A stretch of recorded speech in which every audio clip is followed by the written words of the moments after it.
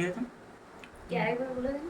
ধরুন এখানে delay mix ডিলেতে দিলাম, মিক্স ডিলেতে দেওয়ার পরে আমার যদি স্টিম নিতে হয়, মানে কাপড়টাকে ভেপার দিয়ে আমি ওয়াশ করব, তখন আমি এখানে স্টিমটাকে একবার ক্লিক করব, তখনই এইখানে কিন্তু লোগোটা দাঁড়িয়ে যাবে। আর যদি স্টিম না থাকে তখন কিন্তু ব্লিঙ্ক করছে।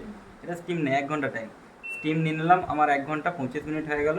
তারপর আমি স্টার্ট করব এখানে, ঠিক আছে। মানে সব প্রোগ্রাম আগে দিয়ে দেবো, তারপরে স্টিমটা কখন প্রয়োজন? স্টিম দেখুন, এবার আপনার যে জামা কাপড় আপনি স্টিম করতে চান, ভেপার ওটাতে কী হবে, অল্প নিচে জল থাকবে, একটা ভেপারের মতন দেবে, তাহলে কাপড়ের যে ইয়েটা থাকে, যে মানে কাপড়টা নষ্ট হয় না, ঠিক আছে। এবার সব জামা কাপড়ের জন্য স্টিম কিন্তু নয়, ওইটা আপনাকে দেখে নিতে, যেটা স্টিম ওয়াশ থাকে, তো দেখুন কলার ওইখানে লেখা থাকবে যেটা স্টিম ওয়াশ হবে, সেই সব জামা কাপড় দেবেন। হয়ে গেল এখানে ফাংশন।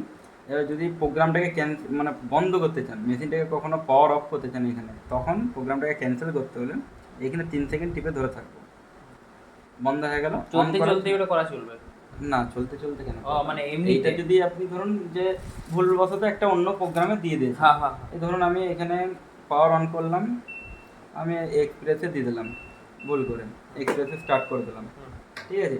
এবার আপনি স্টপ করলেন, এখানে ধরুন আমি স্টপ করলাম, প্রোগ্রাম কিন্তু আর চেঞ্জ হচ্ছে না, এইটাই স্টার্ট, এটাই পজ, ঠিক আছে। এবারে প্রোগ্রামটা আমি চেঞ্জ করবো, এখানে যেতে একবার প্রোগ্রাম সেট হয়ে গেছে, তখন তো আর চেঞ্জ হবে না, তখন ক্যান্সেল করতে হবে না।